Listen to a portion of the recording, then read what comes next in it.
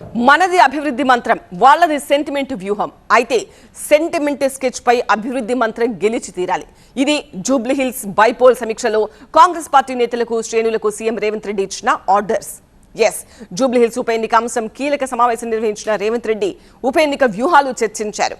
కాంగ్రెస్ గెలుపు కోసం ప్రతి ఒక్కరూ పనిచేయాలని పిలుపునివ్వడంతో పాటు అభ్యర్థి విషయంలో ఇంట్రెస్టింగ్ కామెంట్స్ చేశారు. జూబ్లీహిల్స్ ఉప ఎన్నికను తెలంగాణ కాంగ్రెస్ ప్రతిష్టాత్మకంగా తీసుకుంది. దీనిలో భాగంగానే సీఎం రేవంత్ రెడ్డి స్వయంగా రంగంలోకి దిగారు. జూబ్లీహిల్స్ ఉప ఎన్నికకు సంబంధించిన కీలక సమావేశం నిర్వహించారు.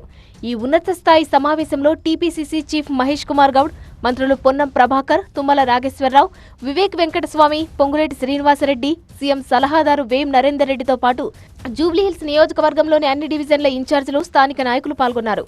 ఈ సందర్భంగా ఉప ఎన్నికల్లో కాంగ్రెస్ గెలుపు కోసం అనుసరించాల్సిన వ్యూహాలు, క్షేత్రస్థాయిలో తీసుకోవాల్సిన చర్యలపై పార్టీ ముఖ్య నేతలతో చర్చించారు సీఎం రేవంత్ రెడ్డి.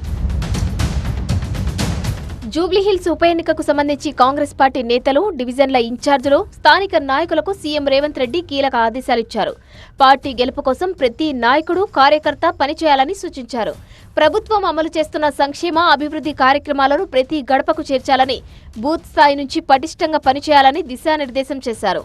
నియోజకవర్గంలోని సమస్యలన్నింటినీ కాంగ్రెస్ ప్రభుత్వం పరిష్కరిస్తుందనే భరోసాను ప్రజలకు కల్పించాలన్నారు సీఎం రేవంత్ రెడ్డి. కాంగ్రెస్ వల్లనే జూబ్లీహిల్స్ నియోజకవర్గ అభివృద్ధి సాధ్యమవుతుందని తెలిపారు. ఇక అభ్యర్థి విషయంలోనూ కీలక వ్యాఖ్యలు చేశారు సీఎం రేవంత్ రెడ్డి. క్యాండిడేట్ ఎవరనేది అధిష్టానం నిర్ణయిస్తుందని, అభ్యర్థి ఎవరైనా పార్టీని గెలిపించే బాధ్యత అందరిపై ఉందని స్పష్టం చేశారు. క్షేత్రస్థాయిలో పరిస్థితులను ఎప్పటికప్పుడు తనకు నివేదించాలని సీఎం రేవంత్ రెడ్డి సూచించారు. ఇదిలా ఉంటే జూబ్లీహిల్స్ ఉప ఎన్నికను ప్రధాన పార్టీలన్నీ సవాల్గా తీసుకుంటున్నాయి. జూబ్లీహిల్స్ ను కైవసం చేసుకునేందుకు ఆయా పార్టీలు పావులు కదుపుతున్నాయి. సిట్టింగ్ స్థానాన్ని తిరిగి ఎలాగైనా నిలబెట్టుకోవాలని బీఆర్ఎస్ చూస్తుంటే, జూబ్లీహిల్స్ ఉప ఎన్నికను నెగ్గి తెలంగాణలో ప్రభుత్వానికి ప్రజాదరణ ఏమాత్రం తగ్గలేదనే ఇండికేషన్స్ ఇవ్వాలని కాంగ్రెస్ భావిస్తోంది. అటు గ్రేటర్లో తమకు మంచి పట్టు ఉందని చెప్పే బీజేపీ కూడా జూబ్లీహిల్స్ గడ్డపై కాషాయ జెండా ఎగరేయాలని ప్రణాళికలు రచిస్తోంది.